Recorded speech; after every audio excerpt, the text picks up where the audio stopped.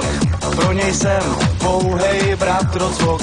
Pro Lénu pořád jen dítě jsem.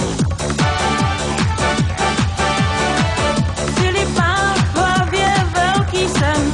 Markétka chodí skákat ven. Tereska ta pořád jenom spí. Každý den máme nápady, Míkyš má zase plán.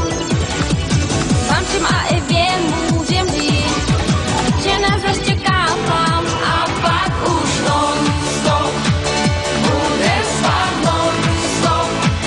Náš velký brácha nebude nás švát. Non-stop bude spát non-stop. Náš velký brácha nás nechá spát.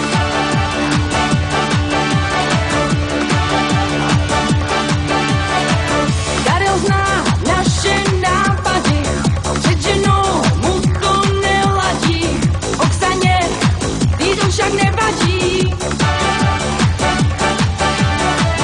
Silva je dítě mejdanů, Šrek ten zas šílí ze chvalu, jenomže to velký bratr ví.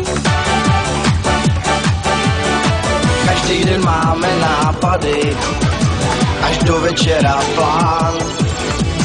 Vášem tak můžem vážně říct, že nás čeká plán. A pak už